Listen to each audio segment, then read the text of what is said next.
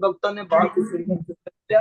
अभी हम लोग मंगलाचरण करते हैं। ओम अज्ञानतिमिरान्धस्य ज्ञानांजन शलाकया चक्षुरुन्मीलितं येन तस्मै श्री गुरुवे नमः। श्री चैतन्य मनोभीष्टं स्थापितं येन भूतले स्वयं रूप कदा मह्यं ददाति स्वपदान्तिकं। वन्देऽहं श्री गुरु श्रीयुतपदकमलं श्री गुरु वैष्णवांच श्री रूपं साग्रजातं सहगण रघुनाथं वितं तं सजीवं स्वाद्वैतं सावधूतं परिचं सहितं कृष्ण चैतन्य देवं श्री राधा कृष्ण पादान सहगण ललिता श्री विशाखान्वितांत च। नमः ओम विष्णु पादाय कृष्ण पृष्ठाय भूतले श्रीमते भक्ति वेदांत स्वामिन इति नामने। नमस्ते सारस्वती देवे गौरवाणी प्रचारिणे निर्विशेषा शून्यवादी पाश्चात्य देशतारिणे। वाञ्छा कल्पतरुभ्यश्च कृपा सिन्धुभ्य एव च पतितानां पावनेभ्यो वैष्णवेभ्यो नमो नमः। नमो महावदान्याय कृष्ण प्रेम प्रदायते कृष्णाय कृष्ण चैतन्य नामने गौरतिसे नमः। हे कृष्ण करुणा सिंधु दीन बंधु जगतपते गोपेश गोपिका कांत राधा कांत नमस्तुते। तप्त कांचन गौरांगी राधे वृंदावनेश्वरी विश्वानुसुते देवी प्रणमामि हरिप्रिय। नीलांचल निवासाय नित्याय परमात्मने बलभद्र सुभद्रायां जगन्नाथाय ते नमः।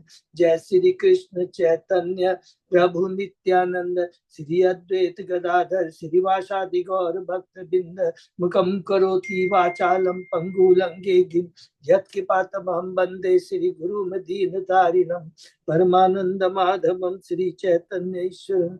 हरे कृष्ण कृष्ण कृष्ण हरे हरे हरे राम राम राम श्री श्री मंगलाचरण की जय। श्रील प्रभुपाद की जय। हरे कृष्णा। आज के इस भागवतम चर्चा में सभी भक्तों का हार्दिक स्वागत है। सभी भक्तों के चरणों में मेरा सादर दंडवत प्रणाम है।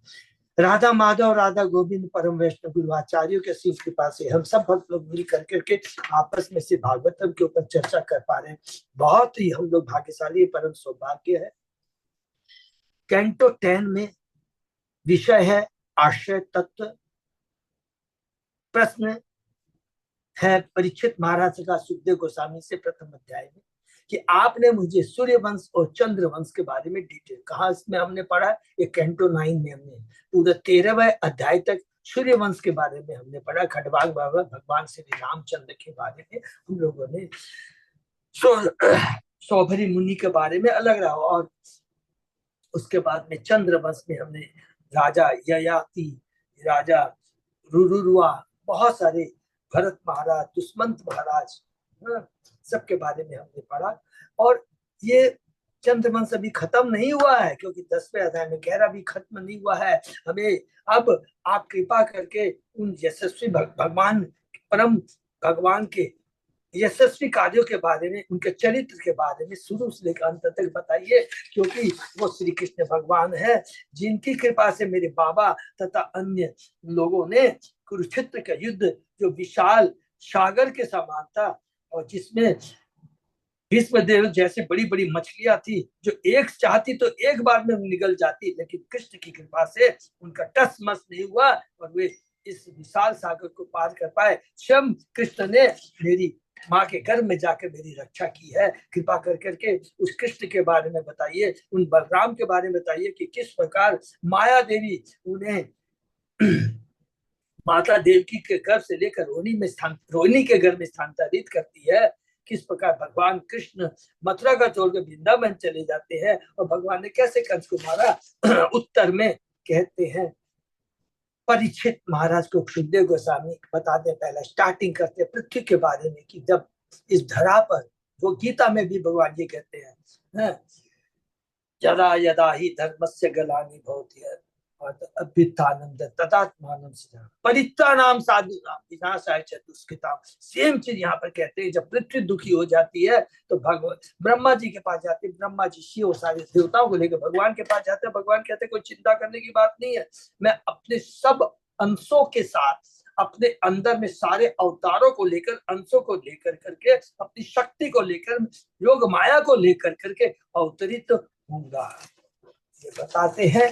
और उसके बाद में हमने देखा कि शुरू होता है कैसे कि जब सूरसेन के पुत्र कौन है? वसुदेव जी हैं। क्या करते हैं देवकी से? देवकी कौन है? याद रखेंगे, देवक की पुत्री है। देवक के कई जितनी भी पुत्रियां होती है सबका, सब ने, देवक ने अपनी सारी पुत्रियों को किसको दिया है? वसुदेव को दिया है। और वसुदेव के और जितने छोटी भाई है उनका ब्याह किनसे हुआ है? उग्रसेन की पुत्रियों के संग है, अर्थात कंस की बहनों के संग वसुदेव के छोटे भाइयों का ब्याह हुआ है, होता है। और किस प्रकार हमने देखा कि जब आकाशवाणी होती है तो कंस घबरा जाता है और अपनी बहन जिसके प्रति उसका इतना प्यार है उसको मारने के लिए तुल जाता है। तो यहाँ शिक्षा हमने क्या पढ़ा? आसुरी प्रवृत्ति होती है, हमेशा अनप्रिडिक्टेबल होती है, कभी उन पर विश्वास नहीं करना चाहिए। क्यों नहीं होना चाहिए? क्योंकि वो 3 गुणों के प्रभाव में रहते हैं। केवल भगवान का भक्त है, भगवान के शरण में रहता है, 3 गुणों से ऊपर रहता है, तो इसलिए वो क्या है, माया उसे डिस्टर्ब बार बार चेंज नहीं करती है। लेकिन आंसू परिवर्तन हमेशा अपना रंग बदलते रहते हैं। वसुदेव कहते हैं अरे ये तो एक स्त्री है, पहली बात, दूसरी बात तुम्हारी बहन है, और तीसरी बात उसका भी ब्याह हुआ है, उसे नहीं मारना चाहिए। फिर मृत्यु के बारे में बताते हैं वसुदेव, बहुत सुंदर एक एक शिक्षा हम लोगों ने पढ़ा, रिपीट करते जाएंगे कि मृत्यु तो ध्रुव है, निश्चित है, आज नहीं तो 100 वर्षों बाद मृत्यु निश्चित है। फिर उसके बाद में मन के बारे में बताते हैं। बहुत कुछ बताने के बाद देखते हैं कि कंस की प्रवृत्ति में कोई चेंज नहीं है, वो देवकी को मार पे तुला हुआ है। तब उसके बाद में दूसरा अपना बुद्धि लगाते हैं, साम दंड भेद। तो साम और भेद लगाते, अरे देखो देवकी तो तुम्हारे को नहीं मारने जा रही है ना, उसके जो पुत्र है उसको मारेंगे, तो मैं एक एक करके तुमको पुत्र ला के दे दूंगा। कंस को समझ में आ जाता है, एक एक कर करके बस देवकी के 6 पुत्रों को मार देता है। इतना ही नहीं, हमने पढ़ा तो वसुदेव देवकी को भी बंदी बना लेता है। किसके बोलने पर? नारद जी के बोलने पर घबरा जाता है। पहले तो बोलता है अच्छा ठीक है, 8वीं संतान है ना, वही तो मेरे को मारेगी, 7 संतान से छोड़। नारद जी के तू पागल हो गया है? अरे एक कमल का फूल होता है, 8 पंखुड़ी है, कौन सी पंखुड़ी पहली है दूसरी है कोई नहीं जानता है, पहली वाली 8वीं हो सकती है, 8 वाली पहले, ऐसे उसका दिमाग घुमा देते हैं। कंस को समझ में आ जाता है, कुबुद्धि है, उसको मालूम है आसुरी चेतना है, और तुरंत वो क्या करता है, देवकी और वसुदेव को बंदी बना देता है, एक एक करके पूरी संतानों को मार देता है। उसके बाद में दूसरे अध्याय में हम लोग प्रवेश करते हैं कि इस प्रकार क्या करता है कंस अपनी आसुरी प्रवृत्ति को रखते हुए वो जितने भी वहां पर असुर थे, दूसरे अध्याय में हमने पढ़ा, जितने भी असुर थे सबका नाम दिया है, अगासुर, नरकासुर, पूतना, बाणासुर, केसी, धेनुका, इन सब की सहायता से वो क्या करता है, यदु को तंग करने लगता है। तो यदु बेचारे घबरा कर अपने स्थान को छोड़कर कई दूसरी जगह, पांचालों के पास, केकयों का सालों के पास, कौशलों के पास, विदर्भों विदेव, इन सब का वर्णन आएगा भागवतम में। विधेय का राजा है, विदर्भा का राजा है, पंचाल देश का राजा है, पंचाली है, द्रौपदी है, सबको मालूम है। तो किस प्रकार छोड़कर चले जाते हैं, केवल कुछ लोग रह जाते हैं। उसके लिए अक्रूर के बारे में कहते हैं, अक्रूर का क्या था, सही उद्देश्य था कि वो देखना चाहता था कि भगवान कृष्ण 8वें संतान के रूप में आएंगे और किस प्रकार कृष्ण का वध करेंगे।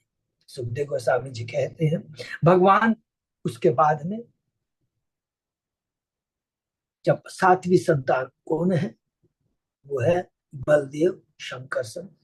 जब गर्भ में आते हैं, जब 6 पुत्र मारे जाते हैं, उद्देश्य क्या है, लास्ट हम लोगों ने पढ़ा है, उद्देश्य क्या है, बलराम का जो भगवान के प्रकट हेतु, बलराम से स्वतः लेकर भगवान के लिए उपयुक्त परिस्थिति उत्पन्न करते हैं, अर्थात भगवान के आने के लिए तैयारी करते हैं। गर्भ में भगवान की तैयारी, कोई भी अशुद्धता नहीं होनी चाहिए, काम क्रोध लोभ मोह सबको हटा देते हैं, तभी भगवान आते हैं। बहुत सुंदर, ये बार बार याद रखना है। और ये किसका कार्य है? बलराम का कार्य है। ये किसका कार्य है? गुरु का कार्य है। गुरु मार हृदय के काम क्रोध लोभ मोह मत को नष्ट कर देते हैं, जिसमें कि भगवान प्रविष्ट हो सके। बहुत सुंदर। अरे सब कहेंगे भगवान तो परमात्मा के रूप में रहते हैं, लेकिन रहते हैं हम बुद्धहीन क्या करते हैं, अविद्या में रह करके भूल जाते हैं भगवान प्रत्येक हृदय में विराजमान है और माया के बस में आकर के उसके आदेश पर कार्य करने लगते हैं। महामाया के साथ कहते हैं भगवान, योग माया को कहते हैं, हे सर्व कल्याणी, मैं अब सच सर्व ऐश्वर्य से युक्त होकर के देवकी के रूप में प्रकट हूंगा। उसके पहले तुम एक काम करो, तुम महाराज नंद की महारानी माता यशोदा की पुत्री के रूप में प्रकट होगी पहला, और तुम दो काम है। देखिए महामाया कल हमने पढ़ा है, तुम्हारा काम क्या है कि जो लोग भौतिकता में फंसे हुए उनकी भौतिक इच्छा पूर्ति करने के लिए तुम अलग अलग रूप में दुर्गा, भद्रकाली, विजया, वैष्णवी, कुमुदा, चंडिका के रूप में आकर के और भौतिक इच्छाओं को पूर्ति करोगे। लेकिन तुम मेरे बलराम को माँ यशोदा के घर में जाके माता रोहिणी के घर में जाके स्थानांतरित करो। और फिर कहते हैं अरे वो जो बलराम है साधारण नहीं है, ये संकर्षण कहलाएगा, क्योंकि ये देवकी के पुत्र से किसमें स्थानांतरित हो रहा है, रोहिणी के घर में।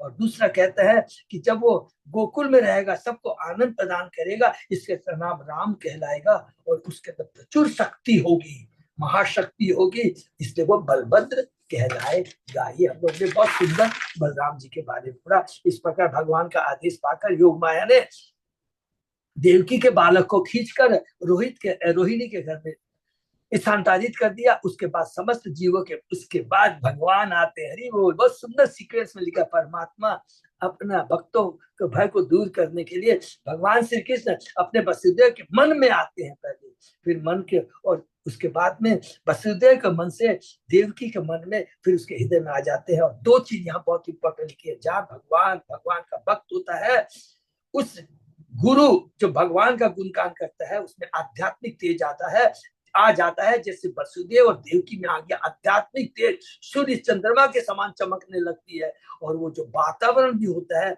वो भी दिव्य हो जाता है। कैसे दिव्य हो जाता है, उसके बाद वसुदेव ने सर्वमंगल भगवान अपने अंश में वसुदेव मन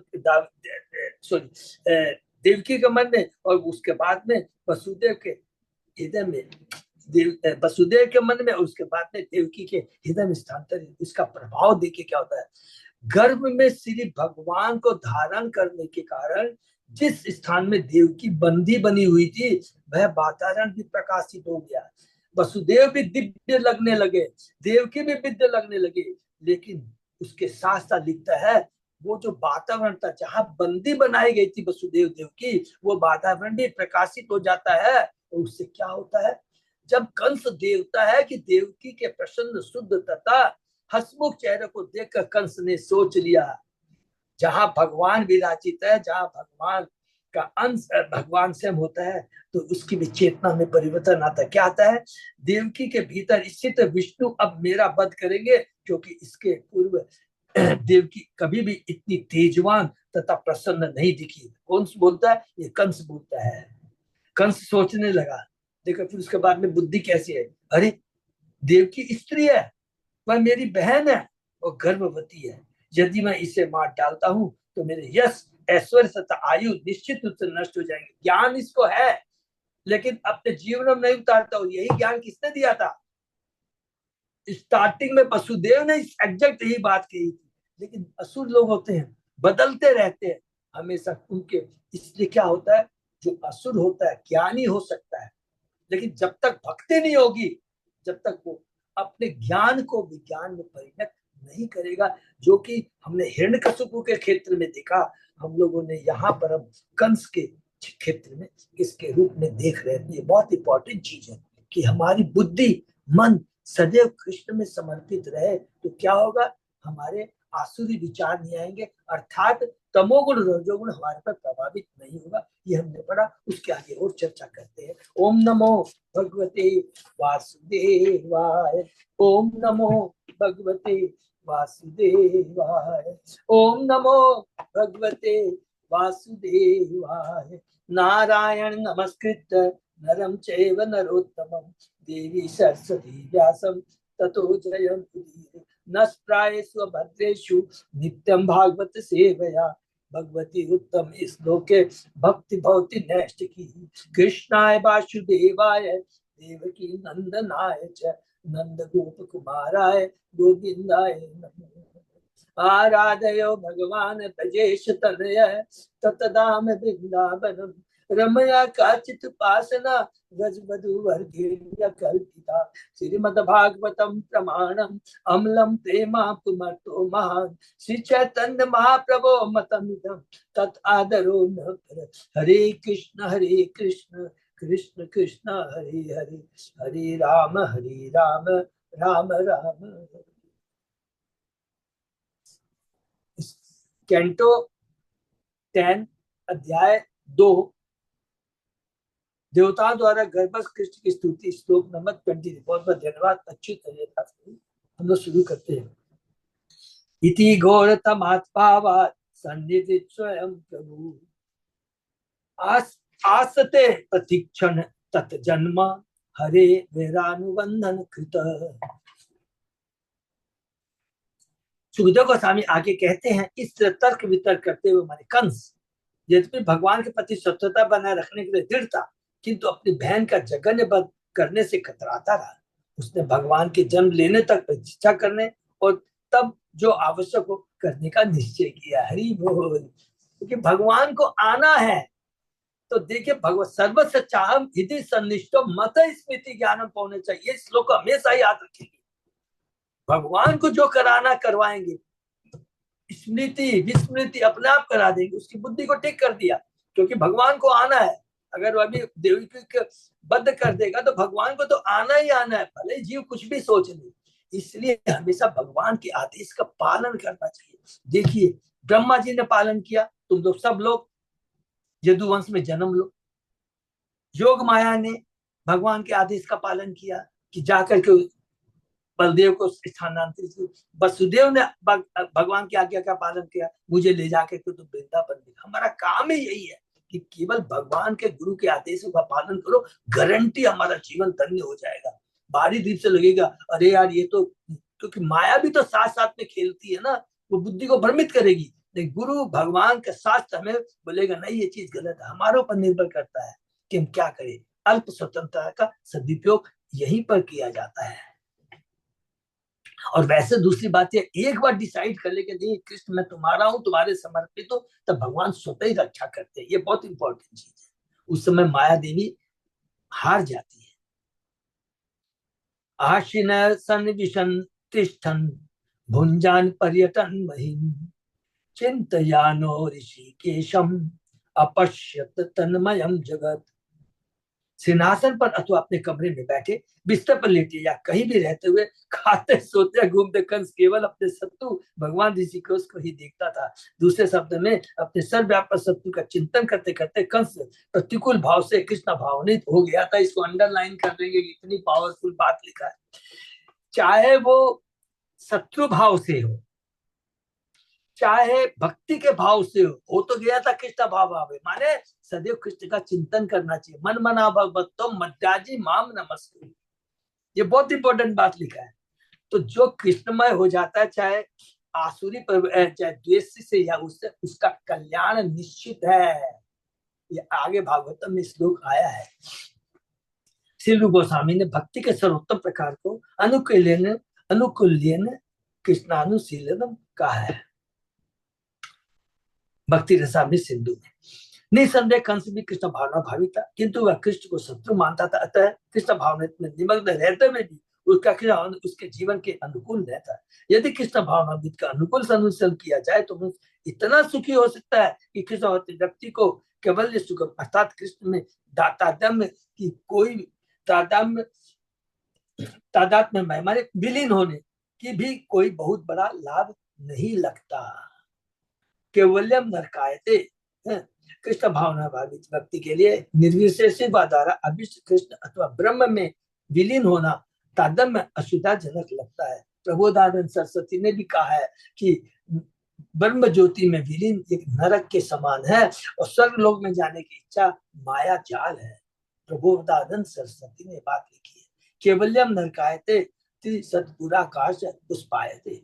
कर्मीजन स्वर्ग जाने की लालसा करते हैं, किंतु कृष्ण भावना व्यक्ति इससे व्यर्थ का माया जाल ही मानते हैं। बोल दुर्दांतेन्द्रिय काल सर्प पटली प्रोत खात दंष्ट्रायते, योगी इंद्रियों को वश में करने का प्रयास करते हैं और सुखी बनते हैं। किंतु किसी व्यक्ति योग विधि की उपेक्षा करते हैं, क्योंकि जो योगी होते हैं, परम परम योगी होते ज्ञान, वो क्या होता है, ध्यान लगाते हैं, यम नियम आसन प्राणायाम प्रत्याहार, इस सब उसके माध्यम से इंद्रियों को वश में करने का प्रयास करते हैं और सुखी बनते, सक्सेस भी हो जाते हैं। लेकिन जाते कहाँ, ब्रह्म ज्योति में जाते हैं, लेकिन वो क्या है, सूखा है, वहां कोई रस नहीं है, और वो उन्हें कई करोड़ों वर्षों के बाद पुनः इस भौतिक जगत में आना पड़ता है। एकमात्र जो भक्त है, इसलिए लिखा कृष्ण व्यक्ति योग विधि की उपेक्षा करते हैं, कर्म योग, ये बहुत इंपॉर्टेंट, ज्ञानियों की ध्यानियों की उपेक्षा करते हैं।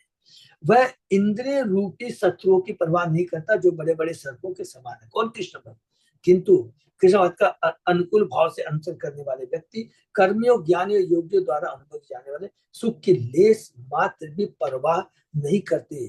पर कंस भिन्न प्रकार से शत्रुता के भाव से कृष्ण भावना का अनुसरण कर रहा था, अतः अपने जीवन के सारे कार्यकलापों में बैठते, सोते, घूमते अथवा खाते बेचैनी का अनुभव करता था और अपने आप को सदा संकट में पाता था। भक्त तथा अभक्त का यही अंतर है। अभक्त या नास्तिक भी इस चेतना का अनुशीलन करता है, किंतु हर वस्तु में ईश्वर को नकारते हुए। उदाहरणार्थ तथाकथित विज्ञानी जो रसायनों के संयोग से जीवन का सृजन करना चाहते हैं, वे बाह्य भौतिक तत्वों को सर्वोपरि मानते हैं, कि वो सोचते हैं कि ये भौतिक तत्व है, इसी से के अंदर में इन्हीं के रसायन, केमिकल रिएक्शन या जो भी समझ लीजिए, इसके माध्यम से वो सोचते हैं कि ये सृष्टि है, सृष्टि का पालन होता है, माने कई चीजें सोचते हैं। वे बाह्य भौतिक तत्वों को सर्वोपरि मानते हैं। ऐसे विज्ञानियों को यह विचार रास नहीं आता कि जीवन भगवान का अंश है, आत्मा भगवान का अंश है, जैसा कि भगवत ने स्पष्ट कहा है, ममे वान से जीव लोके जीव पृथ्वी जल अग्नि वायु और अग्नि आकाश जैसे भौतिक तत्व संयोग से नहीं बनते।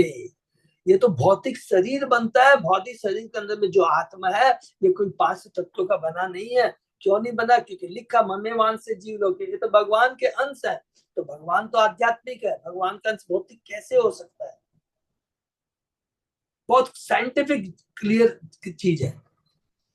अभी तो भगवान के वे विभिन्नांश से बने होते हैं। भगवान के विभिन्नांश रूप में जीवों की स्थिति समझ लेने पर जीव की प्रकृति के अध्ययन द्वारा भगवान की प्रकृति को समझा जा सकता है। जीव की माने जीव को यदि हम समझ लेंगे तो भगवान की प्रकृति को समझा जाए, क्योंकि जीव भगवान का अंश रूप है। किंतु नास्तिकों की रुचि इस भावना में नहीं होती, अतः वे प्रतिकूल ढंगों से कृष्ण भावना का अनुसरण करके सुखी बनना चाहते हैं। माने नेगेटिव, उल्टा, अनुकूल और प्रतिकूल। यद्यपि हरि के विचारों में सदैव डूबा रहता था, किंतु वह सुखी नहीं था। पर भक्त चाहे सिंहासनारूढ़ हो या वृक्ष के नीचे बैठा हो, सदैव सुखी रहता है। श्री गुरु गोस्वामी ने वृक्ष के नीचे बैठने के लिए सरकार के मंत्री पद से त्याग पत्र दे दिया, हरि बोल, फिर भी वे सुखी थे। त्यक्ता तूर्णम शेष मंडलम पति श्रेणी सदा तुच्छवत। उन्होंने मंत्री के सुखदायक पद की परवाह नहीं की। वृंदावन में एक वृक्ष के नीचे ही भगवान की अनुकूल सेवा करते हुए सुखी थे। भगवान की अनुकूल सेवा, एक भक्त तथा अभक्त में यही अंतर है। अभक्त के लिए संसार समस्याओं से पूर्ण है, जबकि भक्त के लिए सारा जगत सुखमय है। हरि बोल। विश्व पूर्ण सुखायते विधि महेंद्रादि चितायते यत कारुण्य कटाक्ष वैभव कटाक्ष वैभव बताम तम गौरव में स्तु। भक्त की यह सुख में स्थिति भगवान चेतन बाबू की कृपा से स्थापित हो सकती है। यस्मिन स्तोत्र न दुखेन गुरुणा अपि विचार्यते।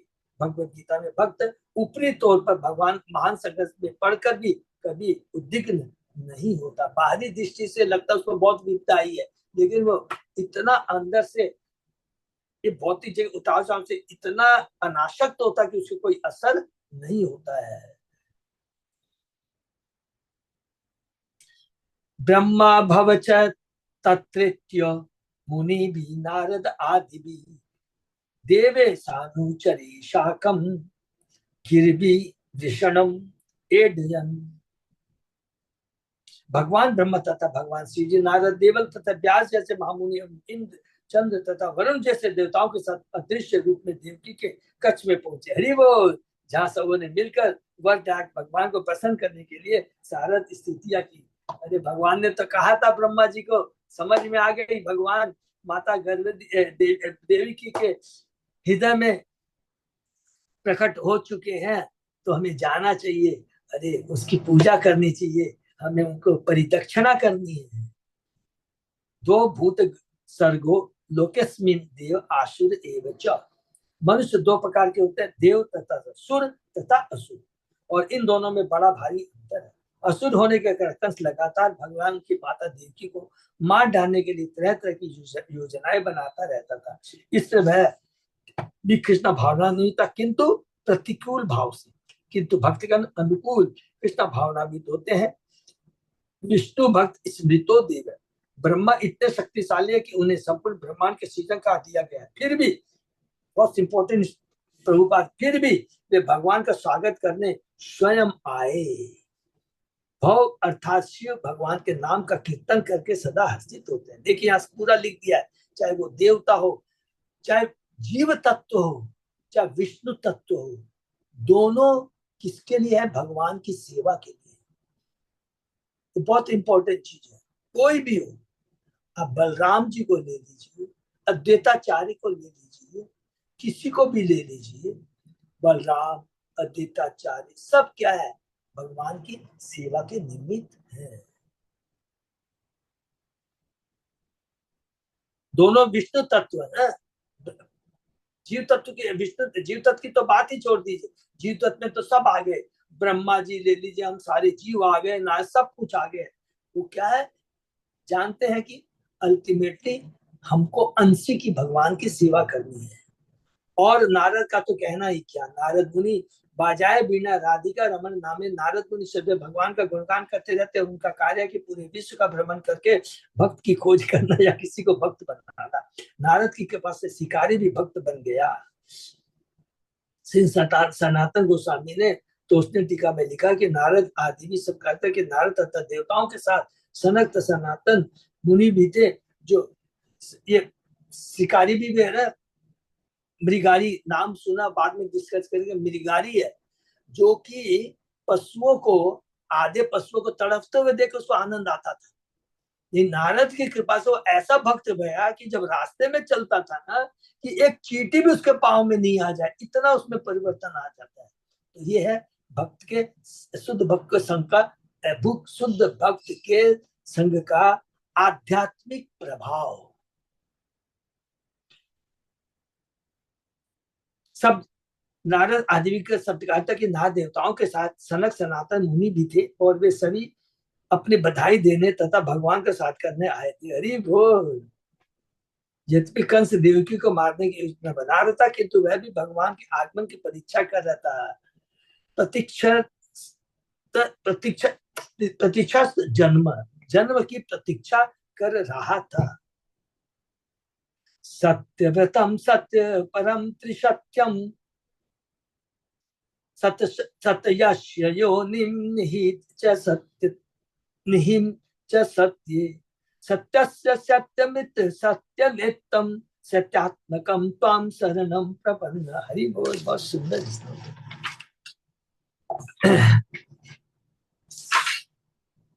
देवताओं ने प्रार्थना की, हे प्रभु आप अपने पूर्ण व्रत से कभी भी विचलित नहीं होते, क्योंकि आप जो भी, माने अब देवता प्रार्थना कर रहे हैं, किसके?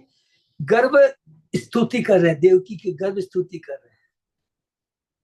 आप जो भी निर्णय लेते हैं वो पूरी तरह सही होता है, और वे किसी के द्वारा रोका नहीं जा सकता। सृष्टि पालन तथा संहार जगत की इन तीन अवस्थाओं में वर्तमान रहने के लिए आप परम सत्य हैं। ये देखिए, भगवान ईश्वर तत्व के बारे में बताया जा रहा है, ईश्वर की भगवता के बारे में, ईश्वर के ऐश्वर्य के बारे में देवता बता रहे हैं, ब्रह्मा जी बता रहे हैं। कोई तब तक आपकी कृपा का भाजन नहीं बन सकता जब तक वह पूरी तरह ज्ञान का आज्ञाकारी न हो। अतः इसे दिखावटी लोग प्राप्त नहीं कर सकते। बहुत इंपॉर्टेंट चीज दिखा है। बाहरी दिखावटी क्या, मैं बहुत बड़ा भक्त हूँ, बहुत बड़ी सेवा में, भगवान सब समझ जाते हैं कि तुम हृदय से कर रहे हो, तो केवल दिखावटी है। आप सृष्टि के सारे अवयव में असली सत्य हैं, इसलिए आप अंतर्यामी परमात्मा कहलाते हैं। आप सबों पर समभाव रखते हैं और आपके आदेश प्रत्येक काल में हर एक पर लागू होते हैं। आपके आदेश प्रत्येक काल में हर एक पर लागू होते हैं। हम चाहे मान ले, नहीं तो बाध्य होकर मानना पड़ेगा। आप आदि सत्य हैं, अतः हम नमस्कार करते हैं और आपकी शरण में आए हैं। आप हमारी रक्षा करें। तो बहुत सुंदर ईश्वर तत्व के बारे में यहाँ पर देवताओं ने यहाँ पर बताया। देवता या भक्तगण भली भांति जानते कि चाहे वह भौतिक जगत हो या व्याकुल हो, असली वस्तु तो भगवान ही है। इसलिए श्रीमद् भागवत का आरंभ ओम नमो भगवते वासुदेवाय सत्यम परम धीमहि से होता है। वासुदेव कृष्ण ही परम सत्य, परम सत्य तक परम विधि द्वारा ही पहुंचा जा सकता है। बोल, परम सत्य के तक परम विधि द्वारा ही पहुंचाया जा सकता है। भक्ति के द्वारा भक्तों का संग कर करके हरिनाम का कीर्तन संकीर्तन करके भगवान के पास, परम सत्य के पास पहुंचा जा सकता है। जैसा कि परम सत्य ने घोषित किया, भक्त्या माम भी जानाते यावन यस्चास्मि तत्वतः है। भगवद गीता बहुत इंपॉर्टेंट श्लोक है।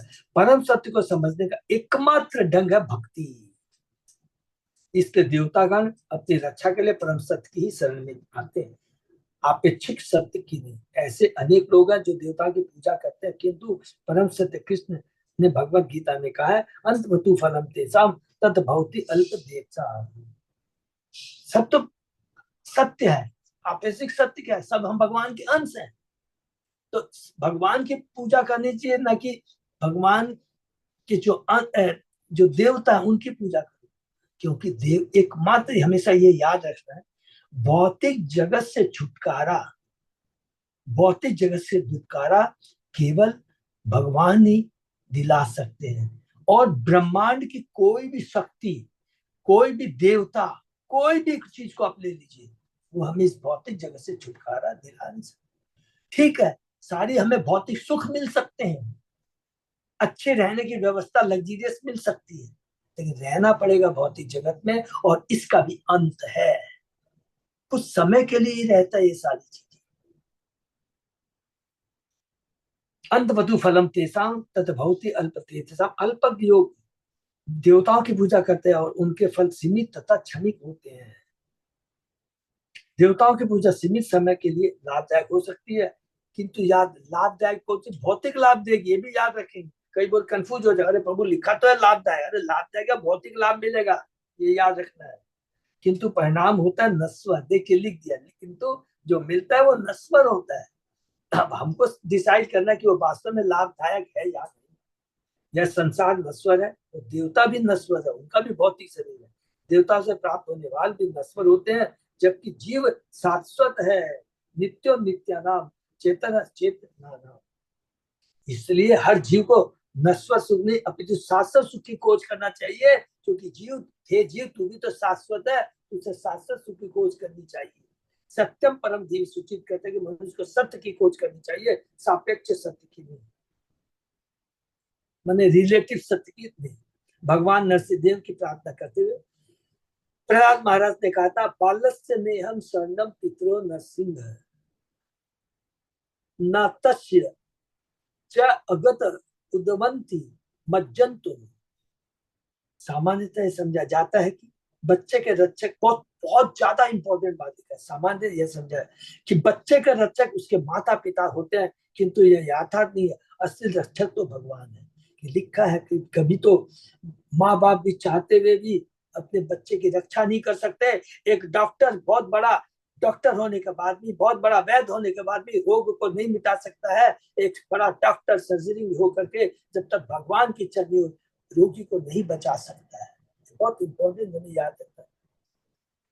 तपस्य तत् प्रीति विधिर्य इह अजंसो इष्ट तावत विवो तनुभृताम तत् उपेक्षिता नाम। कौन बोलता है ये बता रहे प्रहलाद महाराज। जब भगवान की प्रार्थना करते हैं, भगवान की नरसिंह प्रार्थना, तब ये बात उन्होंने कही थी।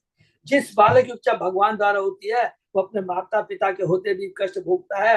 इस तरह रोगी व्यक्ति सारी चिकित्सा होने पर भी मर जाता है। इस भौतिक संसार में जहाँ जीवन संघर्ष चल रहा है, लोगों ने रक्षा के अनेक साधन ढूंढ निकाले, किंतु यदि भगवान इसका तिरस्कार कर देते हैं तो वे व्यर्थ हो जाते हैं। इसलिए देवताओं ने जानबूझकर कहा था, सत्य आत्मकम त्वाम शरणम प्रपन्ना, हे प्रभु आप ही असली रक्षा कर सकते हैं, अतः हम आपकी शरण ग्रहण करते हैं। यहाँ पर अभी हमने पढ़ा है, खुद देवता कहते हैं कि वास्तविक रक्षा तो आप ही कर सकते हैं। ये सब जो जीव आते हैं मेरे पास, हमको तो शर्म आती है, क्योंकि आपने तो हमको लिमिटेड पावर दिया है। पावर क्या, खाली भौतिक सुख और दुख देना है उनके लेकिन असली तो सुख, असली शाश्वत सुख, तो शाश्वत रक्षा, तो असली रक्षा तो आप ही कर सकते हैं। भगवान चाहते हैं कि लोग उनकी शरण में जाए। सर्व धर्मान परिहित माख्यो शरणम सकृदेव प्रपन्नो यस यस वास्मिति च याचते अभयम सर्वदा तस्मै ददाम्ये तद्धितम मम।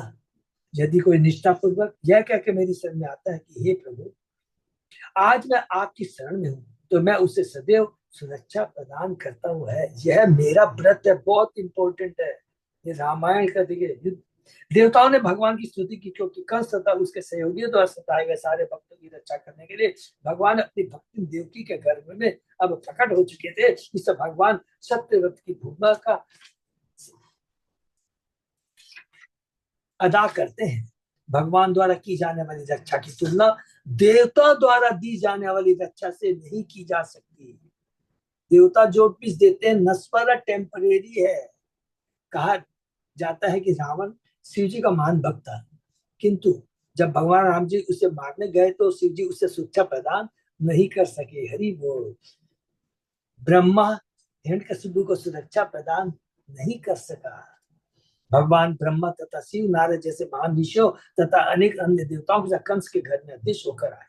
वे भगवान इस पर ये लोग जब आए तो एक्चुअली देव वसुदेव देव की देख नहीं पाए, अदृश्य रूप में आए थे। वे भगवान की स्तुति ऐसे चिन्ह श्लोकों से करने लगे जो भक्तों को प्रिय है और इच्छाओं को पूरा करने वाले। प्रारंभिक शब्दों में उन्होंने कहा कि भगवान अपने व्रत के पक्के हैं, अपने वचन के पक्के हैं। जैसा कि भगवद गीता में कहा गया, कृष्ण पुण्यात्माओं की रक्षा करने और धर्मियों का निवास करने के लिए इस भौतिक संसार में अवतरित होते हैं। यदा यदा ही धर्मस्य परित्राणाम साधनाम विनाशाय। यही उनका व्रत है, यही उनका वचन है।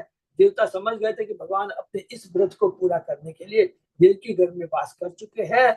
वे परम प्रसन्न थे कि भगवान अपना ध्येय पूरा करने के प्रकट हो रहे हैं, और उन्होंने उन्हें सत्यम परम कहकर संबोधित किया। ये याद है स्टार्टिंग हम लोग ने ये भागवतम का 10वें कैंटो का श्लोक किया था कि जब देव माता पृथ्वी जाती है ना ब्रह्मा जी के पास, वही चीज है कि भगवान ने कहा था मैं आऊंगा रक्षा करने के लिए, और ये इसलिए कहते हैं देवता यहाँ कहते हैं कि आपने अपने वचनों को रखा है। हर व्यक्ति सत्य की खोज में रहता है, यही जीवन की दार्शनिक शैली है। देवता यह सूचना देते हैं कि परम सत्य कृष्ण है। जो पूर्णतः कृष्ण भावना भावित है वो परम सत्य को प्राप्त कर सकता है। कृष्ण परम सत्य, सापेक्ष सत्य, काल की तीनों अवस्थाओं में सत्य नहीं है। काल का विभाजन भूत, वर्तमान तथा भविष्य में किया जा सकता है। कृष्ण भूत, वर्तमान तथा भविष्य सबों के सत्य में सत्य है। भौतिक जगत में हर वस्तु का नियंत्रण परम काल द्वारा भूत, वर्तमान, भविष्य के रूप में होता है। बोल। सृष्टि के पहले भी कृष्ण विद्यमान थे, और सृष्टि की रचना हो जाने पर भी हर वस्तु कृष्ण पर टिकी है, और इस सृष्टि का नष्ट होने पर भी कृष्ण रहते रहेंगे। ब्रह्मा जी को चतुर्श्लोकी जो भागवत बताया, उसका ये पहला श्लोक में यही बात कहते हैं कि कृष्ण, मैं पहले इस सृष्टि के पहले भी था, सृष्टि के समय भी हूँ, और सृष्टि के प्रलय के बाद भी मैं रहूंगा।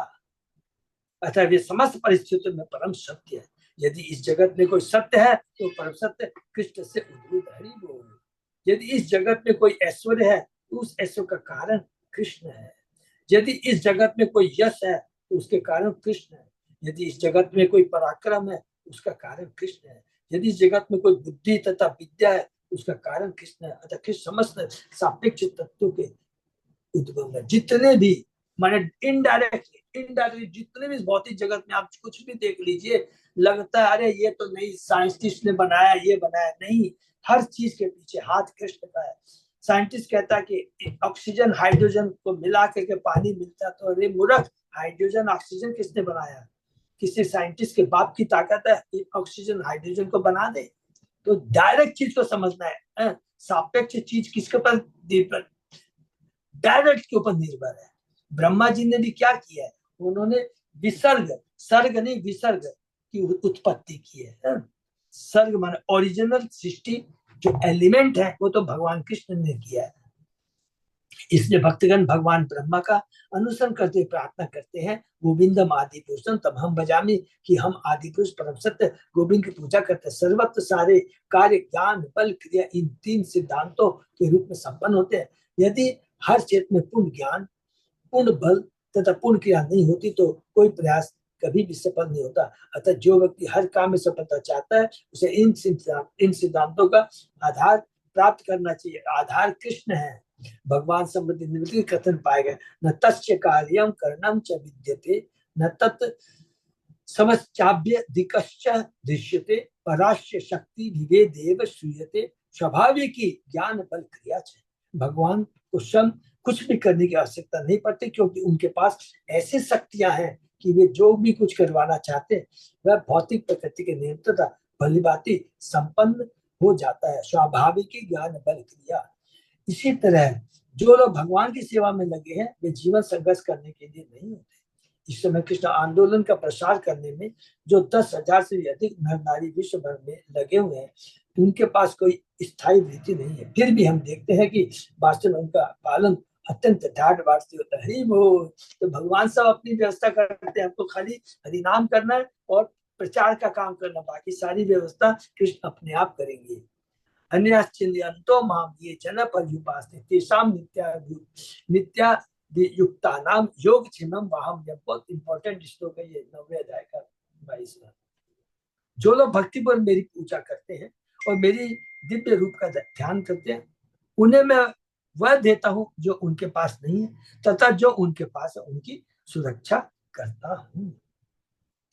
भक्तों को इसकी चिंता नहीं करनी चाहिए आगे क्या होगा, वे कहाँ ठहरेंगे या क्या खाएंगे, क्योंकि उनके लिए वे भगवान हर वस्तु बनाए रखते हैं और पूर्ति करते हैं। जिन्होंने वचन दिया कौन्तेय प्रति जानी नामे भक्त प्रणिष्ठति, हे कुंती पुत्र तू निर्भीक होकर घोषित कर दे कि मेरा भक्त कभी विनष्ट नहीं होता है। क्योंकि 9वां अध्याय बहुत इंपॉर्टेंट है ना, एकदम पूरा भक्ति योग। इसके सभी दृष्टियों में, सभी परिस्थितियों में यदि कोई पूरी तरह भगवान की शरण में चला जाता है तो फिर उसके जीवन संघर्ष करने का प्रश्न ही नहीं उठता। इस संबंध में श्रीपाद मध्वाचार्य की टीका सार्थक है, जिसमें तंत्र भागवत के उद्धरण दिए गए हैं।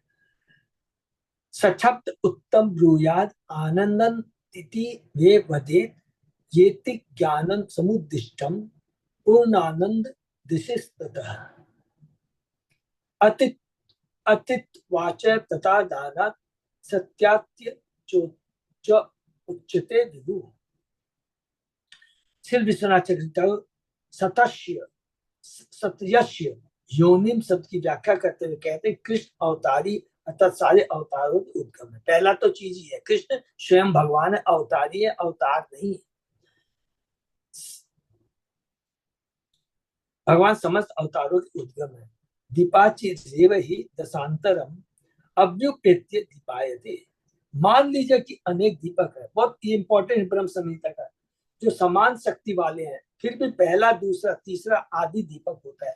एक दीपक है उससे आपने 10 दीपक चसा दिए, सब एक तरह के लगते हैं, लेकिन ओरिजिनल दीपक तो ओरिजिनल ही रहेगा। इसी तरह अवतार अनेक है जिनकी तुलना दीपकों से की, लेकिन पहला दीपक आदि भगवान कृष्ण हरि गोविंदम आदि तमहम बजान। ये एग्जाम्पल ब्रह्म संहिता में ही दिया गया है।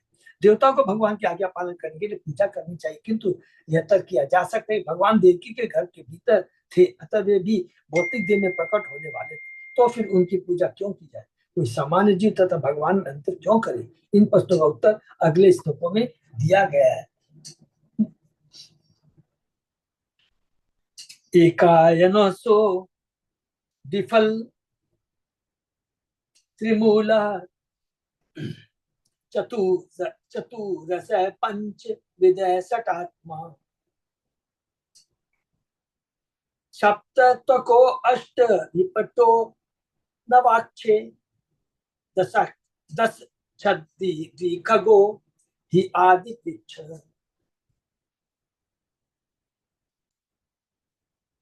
शरीर को अलंकारिक रूप में आदि वृक्ष कहा जा सकता है। यह वृक्ष भौतिक प्रकृति की भूमि पर आश्रित होता है और उसमें दो प्रकार के सुख भोग के तथा दुख भोग के फल लगते हैं। बहुत सुंदर वो किया है उपमा। इसके तीन जड़े तीन गुणों सतो रजो तमो गुण के साथ इस वृक्ष के कारण स्वरूप है। तो एक वृक्ष का देखिए कितना सुंदर सुंदर लिखा है। एक शरीर माने भौतिक जगत के शरीर, शारीरिक सुख रूपी फलों के स्वाद चार प्रकार के होते हैं, धर्म अर्थ काम तथा मोह, जो पांच ज्ञान इंद्रियों द्वारा छह प्रकार की परिस्थितियों शोक मोह जरा मृत्यु भूख तथा प्यास में अनुभव किए जाते हैं। इस वृक्ष की छाल में सात परतें होती है, त्वचा रक्त पेशी वसा अस्थि मज्जा तथा दूध। इस वृक्ष की 8 शाखाएं हैं, जिनमें से 5 स्थूल तत्व तथा 3 सूक्ष्म तत्व, मन बुद्धि आकार। क्षिति जल पावक समीर गगन मन बुद्धि तथा शरीर रूपी वृक्ष में 9 छिद्र कठोर कोठर है, आंखें कान नथुने मुंह गुदा तथा चलेंदी। इसमें 10 पत्तियां हैं जो शरीर से निकलने वाली 10 वायु है। इस शरीर के बीच में 2 पक्षी हैं, एक आत्मा तथा दूसरा परमात्मा। इसको याद कर लेंगे तो बहुत अच्छा हम लोग चेष्टा याद करेंगे, याद करेंगे। यह शरीर 5 प्रधान तत्व क्षिति जल पावक शरीर या गगन से बना है। ये सारे तत्व कृष्ण से अद्भुत है। यद्यपि भौतिकतावादी विज्ञान इन 5 मूल तत्वों को भौतिक जगत का कारण बताते हैं, किंतु ये तत्व स्थूल तथा सूक्ष्म अवस्थाओं में कृष्ण द्वारा ही उत्पन्न है, जिसकी तटस्था शक्ति से भौतिक जगत में जीव भी उत्पन्न होते हैं। भगवत गीता के 7वें अध्याय में बतलाया गया कि समग्र विश्व कृष्ण की 2 शक्ति है, परा तथा अपरा शक्तियों का मेल है। हरि बोल। 7वां अध्याय में सबको याद है ना, 5वां श्लोक, 5वां 4वां 4था 5वां। सारे जीव पराशक्ति है और निर्जीव तत्व उनकी अपराशक्ति है। सुप्तावस्था में हर वस्तु कृष्ण पर टिकी रहती है। भौतिक विज्ञानी शरीर की भौतिक रचना का ऐसा पूर्ण विश्लेषण प्रस्तुत नहीं कर पाते। भौतिक वैज्ञानिक केवल निर्जीव पदार्थ का विश्लेषण करते हैं, किंतु यह अपर्याप्त है, क्योंकि जीव भौतिक शारीरिक संरचना से पूर्णतः भिन्न होता है। वो भगवान की पराशक्ति होता है। ये भौतिक जगत है और ये जो शरीर है वो अपरा मैंने 5 तत्वों से बना है। भगवान कहते हैं अपरेयम प्रकृति विधि में पराम जीव भूता महाभाव यतम धारित जगत। इस अपरा प्रकृति के अतिरिक्त हे महाभाव अर्जुन, मेरी एक परा प्रकृति है, जिसमें भौतिक प्रकृति से संघर्ष करने वाले तथा विश्व को धारण करने वाले सारे जीव पाए जाते हैं। इस सारे भौतिक तत्व भगवान कृष्ण से उद्भूत होते हैं, किंतु वे भिन्न तत्व है और जीवित तत्वों द्वारा धारण किए जाते हैं, माने जीवों के द्वारा। ये शरीर है, जीवों के द्वारा धारण किया हुआ है। जो कुछ भी है माने आत्मा ये सारी भौतिक जगत को धारण करके इसका भोग करती है।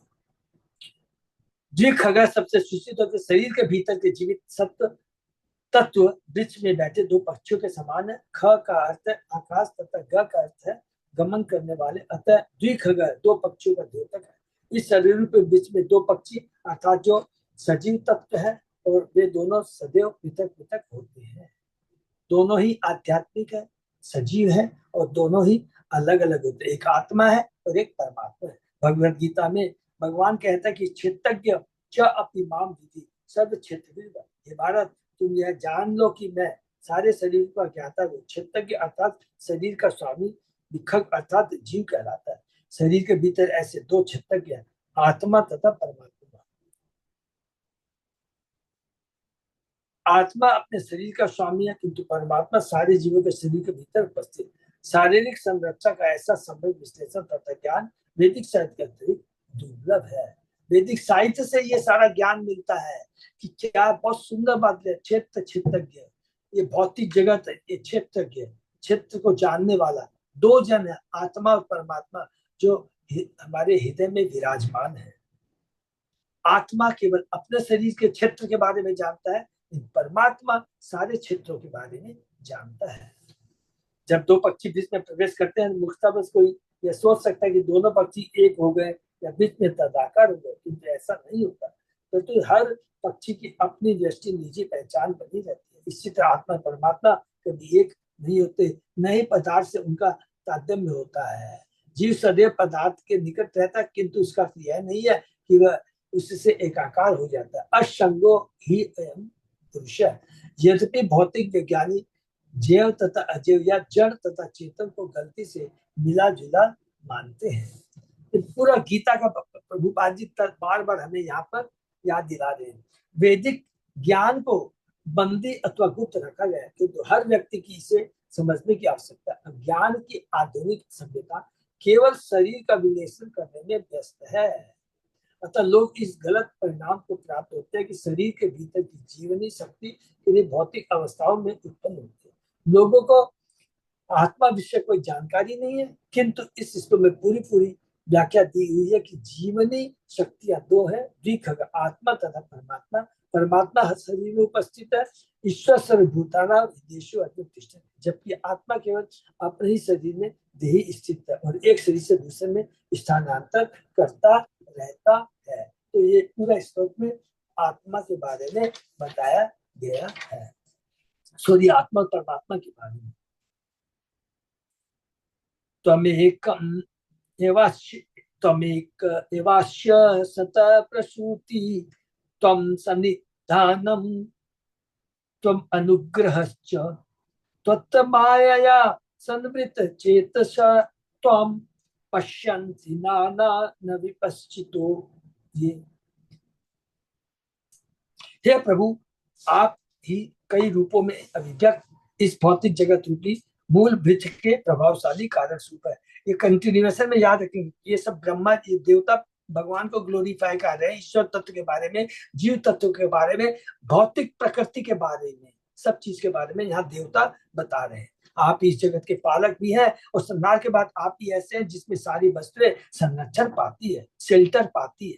जो लोग माया से आवृत है वे इस जगत के पीछे आपका दर्शन नहीं कर पाते, क्योंकि विद्वान भक्तों जैसी उनकी दृष्टि नहीं होती। तो भगवान, लेकिन विद्वान जैसे भक्त, क्योंकि जो भगवान को समर्पित होता है वो बहुत चतुर और ज्ञानी बन जाता है।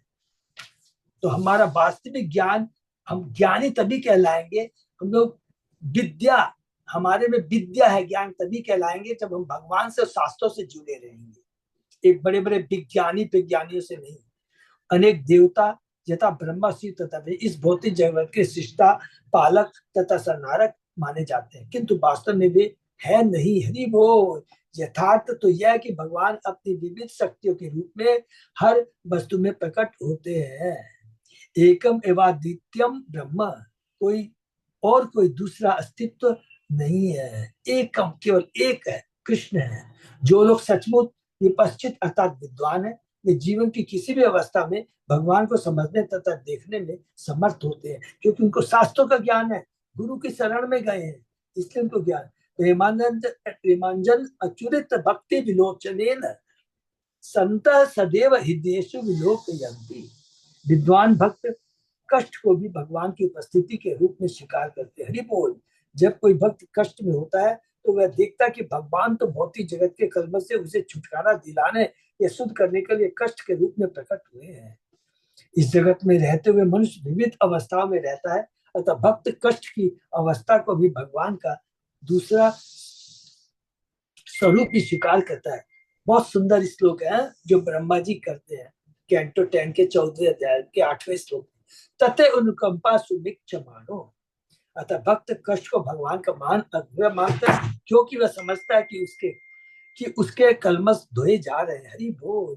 तेषाहम समुद्रता मृत्यु संसार सागरा, कष्ट का उदय निषेधात्मक विधि है, जिससे भक्त को इस मृत्यु संसार से अथवा भौतिक संसार से अर्थात जन्म मृत्यु निरंतर पुनरावृत्ति से छुटकारा दिलाया जा सकता है। एकमात्र भगवान की भक्ति से शरणागत को पुनः पुनः जन्म मृत्यु से बचाने के लिए ही भगवान उसे थोड़ा कष्ट देकर उसके कलमश को धो देते हैं। भक्त इसे नहीं समझ सकता, किंतु भक्त विपश्चित अर्थात विद्वान होने, विपश्चित का मतलब होता है विद्वान होने के कारण इसे देख सकता है, इसलिए भक्त कष्ट में परेशान हो जाता है, किंतु भक्त इस कष्ट को भगवान का दूसरा रूप जानकर स्वागत करता है। सर्व खल विदम ब्रह्म, भक्त वास्तव में देख सकता है कि भगवान के अतिरिक्त कोई अन्य दूसरा जीव नहीं।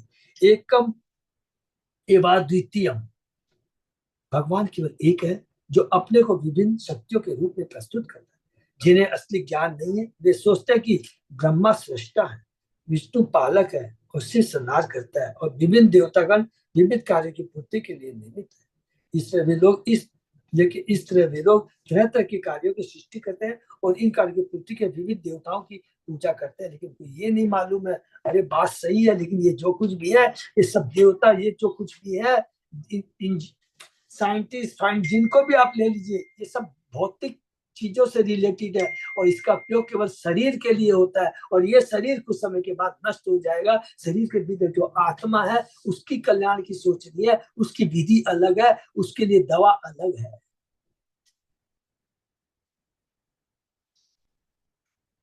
कामे देते हित ज्ञाना प्रपद्यन्ते अन्य देवता, किंतु भक्त जानता है कि विविध देवता भगवान के ये अंश और इन अंशों के पूजे जाने की आवश्यकता नहीं है। भगवान भगवद गीता में कहते हैं जानने की आवश्यकता नहीं है। क्यों? इसलिए क्या है? क्योंकि ये जो कुछ भी देते हैं, भौतिक सिद्ध देते हैं, वो नश्वर है, और भगवान जो चीज देते हैं वो शाश्वत होता है। इस भौतिक जगत से छुटकारा दिला सकता है। ये अपि अन्य देवता भक्ता यजन्ते सदयान्विता ते अपि मामेव कुंते यजन्ति अविधि पूर्वकम। हे अर्जुन, मनुष्य जो कुछ भी अन्य देवताओं को अर्पित करता है वह वास्तव के मेरे निमित्त होता है, किंतु उसे बिना सही ज्ञान के अर्पित किया जाता है। देवताओं के पूजन की आवश्यकता नहीं रहती, क्योंकि ये अविधि है।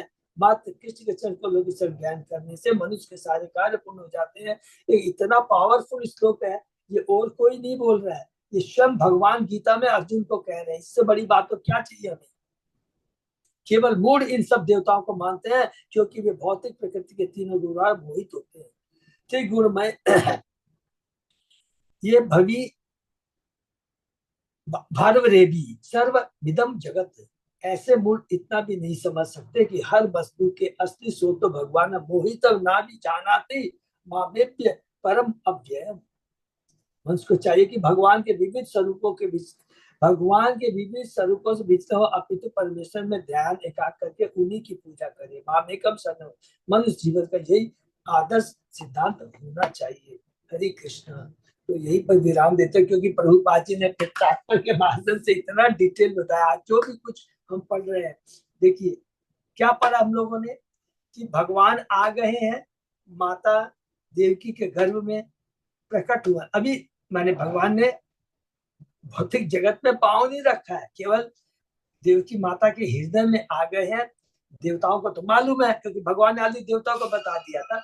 और अब देवताओं के माध्यम से प्रभुपाद जी अपने तात्पर्य के माध्यम से हमारे को बता रहे हैं ईश्वर तत्व के बारे में, जीव तत्व के बारे में, प्रकृति के बारे में, और उसके बाद में भौतिक जगत में जो कुछ भी अभी हो रहा है इस कलयुग के बारे में। क्या हो रहा है?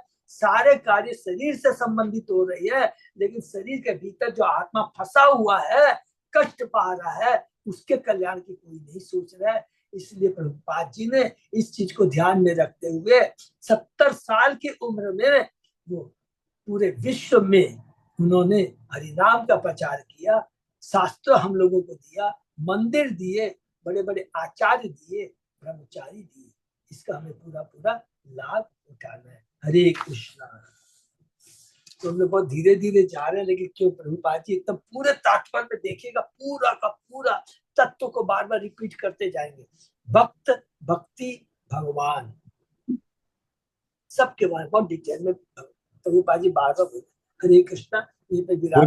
प्रभु जी, कृष्ण प्रभु जी, कृष्ण प्रभु जी।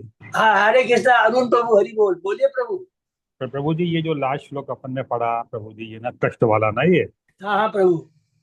प्रभु जी, ये वास्तव में जो है ना, मतलब मैंने खुद ने इसको रियलाइज किया है। फील किया है, और अभी फील कर रहा हूँ मैं, हरि क्योंकि बोल। मैं बीच में कभी आपसे बात हुई नहीं। हम लोग 2 साल से जो है बहुत कष्ट में है हम लोग।